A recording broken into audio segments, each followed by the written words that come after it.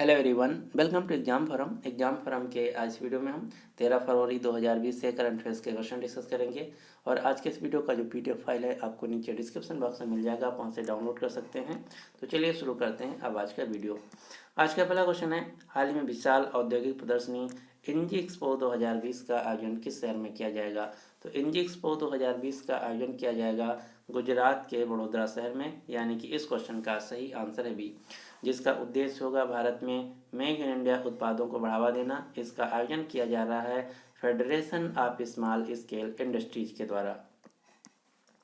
Federation of small scale industries के वर्तमान में अध्यक्ष हैं धनकेश पटेल। इसका मुख्यालय है गुजरात के वडोदरा शहर में। गुजरात के वडोदरा शहर में ही भारत का पहला रेलवे विश्वविद्यालय बनाया गया है। अब आपको एक दूसरे एक्सपो का नाम याद रखना है, जिसका नाम है डिफेंस एक्सपो 2020, जिसका हाल ही में आयोजन हुआ है उत्तर प्रदेश की राजधानी लखनऊ में, जिसका विषय था भारत रक्षा विनिर्माण का उभरता हुआ hub, India the emerging defence manufacturing hub. अगला क्वेश्चन नंबर 2 है, हाल ही में किस संस्थान का नाम बदलकर अरुण जेटली के नाम पर रखा गया है? तो अरुण जेटली जो कि भारतीय जनता पार्टी के नेता तथा भारत के पूर्व वित्त मंत्री थे, जिनका पिछले साल निधन हो गया था, इनके नाम पर हाल ही में NIFM national institute of financial management का नाम रखा गया है। National institute of financial management, जिसे हम हिंदी में राष्ट्रीय वित्तीय प्रबंधन संस्थान के नाम से जानते हैं, जो कि फरीदाबाद में स्थित है। तो आपको याद रखना है, राष्ट्रीय वित्तीय प्रबंधन संस्थान का नाम बदलकर अब इसका नया नाम रखा गया है अरुण जेटली राष्ट्रीय वित्तीय प्रबंधन संस्थान, यानी कि इस नाम के आगे अरुण जेटली शब्द लगा दिया गया है। अब आपको कुछ अन्य जगहों या स्थानों के नाम याद रखना जिनका नाम बदला गया, जैसे फिरोज शाह कोटला ग्राउंड का नाम बदलकर नया नाम रखा गया अरुण जेटली स्टेडियम, जो कि दिल्ली में स्थित है। कोलकाता बंदरगाह का नया नाम रखा गया श्यामा प्रसाद मुखर्जी बंदरगाह। रोहतांग सुरंग जो कि हिमाचल प्रदेश में स्थित है, इसका नाम बदलकर नया नाम रखा गया अटल सुरंग। चेनानी नासरी सुरंग जो कि भारत की सबसे लंबी सुरंग है, जम्मू कश्मीर राज्य में स्थित है, इसका नाम बदलकर नया नाम रखा गया डॉक्टर श्यामा प्रसाद मुखर्जी सुरंग। अगला क्वेश्चन नंबर 3, हाल ही में वर्ष 2019 के लिए अंतर्राष्ट्रीय हॉकी संघ के द्वारा महिला rising star of the year किसे चुना गया है? तो वर्ष 2019 के लिए अंतर्राष्ट्रीय हॉकी संघ के द्वारा महिला rising star of the year चुना गया है भारत की लाल रेमसियामी को, यानी कि इस क्वेश्चन का सही आंसर है सी। आप ये जो फोटो में देख रहे हैं भारत की हॉकी खिलाड़ी लाल रेमसियामी, जो कि मिजोरम राज्य से आती हैं, इन्हीं को महिला वर्ग में अंतर्राष्ट्रीय हॉकी संघ के द्वारा महिला rising star of the year चुना गया है। जबकि पुरुष वर्ग में भारत के विवेक सागर को अंतर्राष्ट्रीय हॉकी संघ के द्वारा rising star of the year चुना गया है। इसके अलावा एक नाम और आपको याद रखना हॉकी से, रानी रामपाल, जिनको world games athlete of the year 2019 पुरस्कार से सम्मानित किया गया था। रानी रामपाल, जिनको भारत में क्वीन ऑफ इंडियन हॉकी के नाम से भी जाना जाता है, इन्हीं को world games athlete of the year 2019 पुरस्कार से सम्मानित किया गया है। भारत की राष्ट्रीय पुरुष हॉकी टीम के वर्तमान में कैप्टन है मनप्रीत सिंह, जो कि पंजाब राज्य से हैं। कोच हैं ग्राहम रीड, जो कि ऑस्ट्रेलिया देश से हैं। महिला हॉकी टीम की कैप्टन है रानी रामपाल, जो कि हरियाणा राज्य से हैं। कोच हैं सोड मरीन, जो कि नीदरलैंड देश से हैं। अंतर्राष्ट्रीय हॉकी संघ का मुख्यालय है स्विट्जरलैंड के लाउजेन शहर में। वर्तमान में इसके प्रेसिडेंट हैं नरेंद्र बत्रा, जो कि भारत देश से हैं। पुरुष हॉकी विश्व कप 2023 में आयोजन किया जाएगा उड़ीसा के भुवनेश्वर और राउरकेला शहरों में। क्वेश्चन नंबर 4 है, हाल ही में द्वितीय बिमस्टेक आपदा प्रबंधन अभ्यास 2020 का आयोजन किस शहर में किया जा रहा है? तो द्वितीय बिमस्टेक आपदा प्रबंधन अभ्यास 2020 का आयोजन किया जाएगा उड़ीसा के भुवनेश्वर शहर में, यानी कि इस क्वेश्चन का सही आंसर है बी। इस अभ्यास में बाढ़, भूकंप, तूफान तथा प्राकृतिक आपदाओं से निपटने के लिए एक्सरसाइज किया जाएगा। बिमस्टेक, जिसका पूरा नाम है Bay of Bengal initiative for multi sectoral technical and economic cooperation, जिसका मुख्यालय है बांग्लादेश की राजधानी ढाका में। बिमस्टेक की स्थापना हुई थी 1997 में। बिमस्टेक में टोटल 7 देश आते हैं। कौन कौन से? बांग्लादेश, भूटान, इंडिया, म्यांमार, नेपाल, श्रीलंका और थाईलैंड। यहाँ से क्वेश्चन पूछा जाता है कि पाकिस्तान डोमेस्टिक देशों का मेंबर है या नहीं, तो आपको याद रखना है पाकिस्तान देश डोमेस्टिक देशों का मेंबर नहीं है, जबकि सार्क देशों का मेंबर है। अगला क्वेश्चन, क्वेश्चन नंबर 5, हाल ही में अमेरिका ने किस देश को एकीकृत हवाई रक्षा हथियार प्रणाली IADWS बेचने की मंजूरी दे दी है? तो IAWDS, जिसका पूरा नाम है integrated air defence weapon system, अब इसको भारत खरीदेगा, यानी कि इस क्वेश्चन का सही आंसर है बी। अमेरिका एकीकृत हवाई रक्षा हथियार प्रणाली भारत देश को बेचने की मंजूरी दे दी है। इसको भारत लगभग 1.86 अरब डॉलर रुपए में अमेरिका देश से खरीदेगा। अब आपको रक्षा से रिलेटेड 3 सौदे के नाम याद रखने हैं। कौन कौन से? भारत फ्रांस देश से राफेल लड़ाकू विमान खरीद रहा है, भारत रूस देश से T-90 टैंक खरीद रहा है, भारत अमेरिका देश से अपाची हेलीकॉप्टर खरीद रहा है।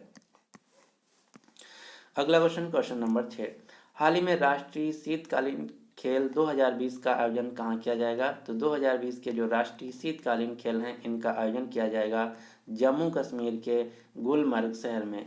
जबकि अगर क्वेश्चन पूछा जाए राष्ट्रीय खेल यानी कि नेशनल गेम्स 2020 का आयोजन कहाँ होगा, तो उत्तर होगा गोवा राज्य में। खेलो इंडिया यूथ गेम्स 2020 का आयोजन हुआ है असम के गुवाहाटी शहर में, जिसमें सबसे ज़्यादा मेडल जीत लिया है महाराष्ट्र राज्य ने। इसके अलावा खेलो इंडिया यूनिवर्सिटी गेम्स 2020 का आयोजन होगा उड़ीसा के भुवनेश्वर शहर में। भारत के युवा कार्य और खेल मंत्री हैं किरेन रिजिजू। भारत में स्पोर्ट्स यानी कि खेल जगत में सबसे ज़्यादा बड़ा जो पुरस्कार है, इसका नाम है राजीव गांधी खेल रत्न पुरस्कार। क्वेश्चन नंबर 7 है, हाल ही में एशियाई हाथी और ग्रेट इंडियन बस्टर्ड को किस संस्था के द्वारा वैश्विक संरक्षण की सूची में शामिल किया गया है? तो उन जीवों या फिर पक्षियों जानवरों को वैश्विक संरक्षण सूची में शामिल किया जाता है जो कि इंडेंजर्ड होते हैं, यानी कि खतरे में होते हैं। तो हाल ही में एशियाई हाथी तथा ग्रेट इंडियन बस्टर्ड पक्षी को UNEP संयुक्त राष्ट्र पर्यावरण कार्यक्रम यूनाइटेड नेशन एनवायरनमेंट प्रोग्राम के द्वारा वैश्विक संरक्षण सूची में शामिल किया गया है। UNEP, जिसका पूरा नाम है यूनाइटेड नेशंस एनवायरनमेंट प्रोग्राम संयुक्त राष्ट्र पर्यावरण कार्यक्रम, जिसका मुख्यालय है केन्या देश की राजधानी नैरोबी में। UNEP की वर्तमान में हेड हैं एंगर एंडरसन। अब आपको कुछ संस्थाओं के नाम याद रखना है। यहाँ से 2 प्रकार के क्वेश्चन पूछा जाता है। पहला क्वेश्चन पूछा जाता है कि दी हुई संस्था किस क्षेत्र से रिलेटेड है। दूसरा क्वेश्चन पूछा जाता है कि दी हुई संस्था का मुख्यालय कहाँ है। पहली संस्था है ग्रीन पीस, जो कि इन्वायरमेंट से रिलेटेड संस्था है, जिसका मुख्यालय है नीदरलैंड के एम्स्टर्डम शहर में।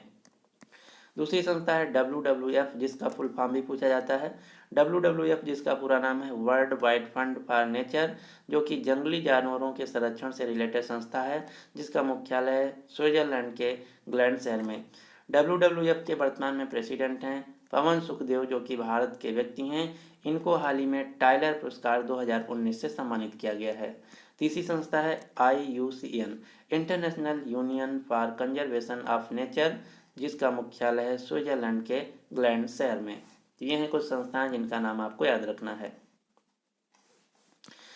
इसके अलावा हाल ही में 13वें संयुक्त राष्ट्र प्रवासी पक्षी प्रजाति संरक्षण सम्मेलन 2020 यानी कि 13th conference of parties COP of the convention on the conservation of migratory species of wild life animal 2020 का सम्मेलन होगा गुजरात के गांधीनगर शहर में।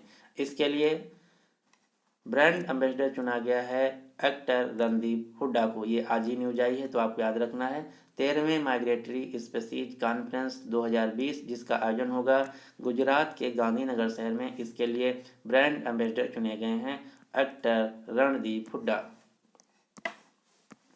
अगला क्वेश्चन, क्वेश्चन नंबर 8, हाल ही में जारी सार्वजनिक उपक्रम सर्वेक्षण के अनुसार वित्तीय वर्ष 2018-19 में सबसे अधिक मुनाफे वाली सरकारी कंपनी कौन रही?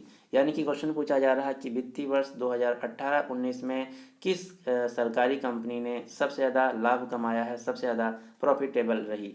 तो 2018-19 में सबसे ज़्यादा प्रॉफिटेबल कंपनी रही भारत की ओएनजीसी, दूसरे नंबर पे रही आईओसीएल, तीसरे नंबर पे रही एनटीपीसी।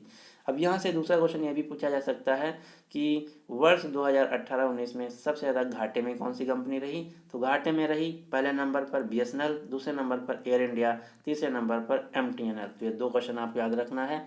प्रॉफिटेबल कंपनी रही ओएनजीसी, जबकि सबसे ज़्यादा लॉस मेकिंग कंपनी रही बीएसएनएल।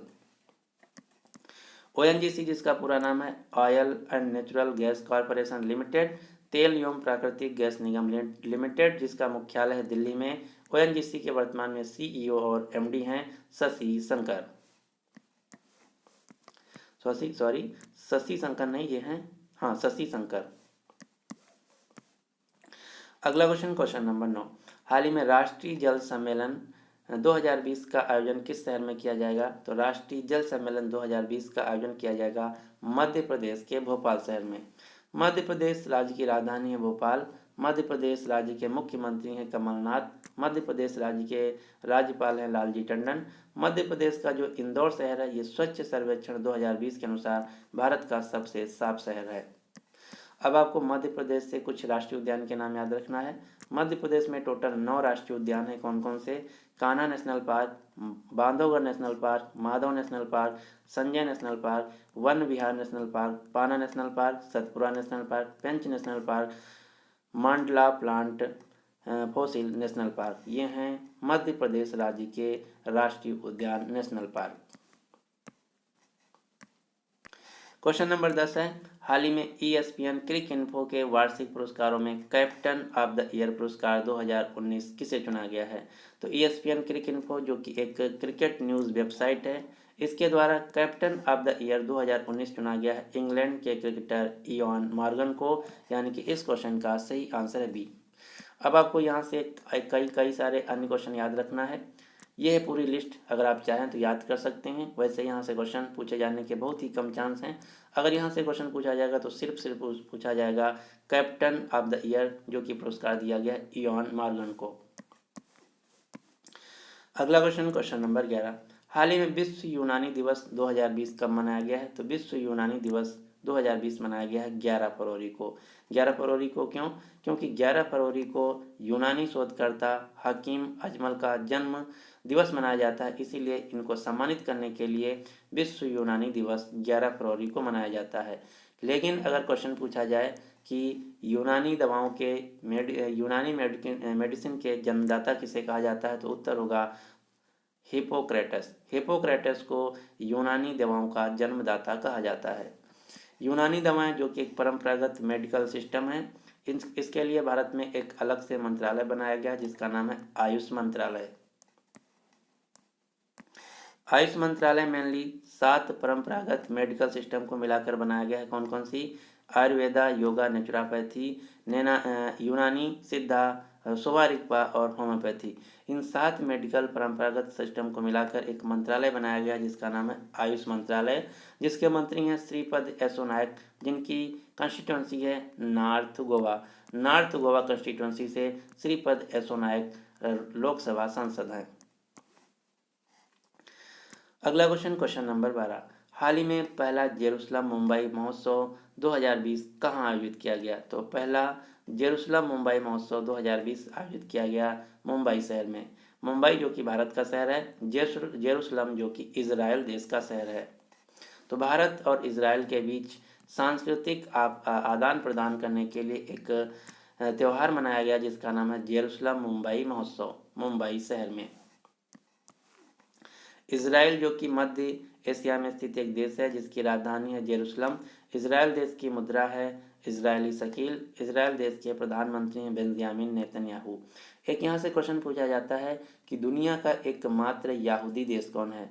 दुनिया का एकमात्र यहूदी देश है इजराइल। ये क्वेश्चन आपको याद रखना है, दुनिया का एकमात्र यहूदी देश है इजराइल। तो ये थे आज के करंट अफेयर्स के क्वेश्चन। अब आपके लिए क्वेश्चन क्या है कि हाल ही में दिल्ली विधानसभा के चुनाव में किस पार्टी की जीत हुई है। तो इस क्वेश्चन का जो सही आंसर है आपको नीचे कमेंट बॉक्स में देना होगा। अगर आपको वीडियो पसंद आता है तो प्लीज़ इस वीडियो को लाइक कीजिए और अपने सभी दोस्तों के साथ जो किसी भी एग्ज़ाम की तैयारी कर रहे हैं उनके साथ इस वीडियो को शेयर कीजिए। अगर आप इसी प्रकार से डेली करंट अफेयर्स के वीडियो को देखना चाहते हैं तो हमारे इस चैनल को सब्सक्राइब करके नोटिफिकेशन बेल को ऑन कर लीजिए ताकि आपको डेली मॉर्निंग में करंट अफेयर्स का वीडियो मिलता रहे। So finally thanks for watching exam forum.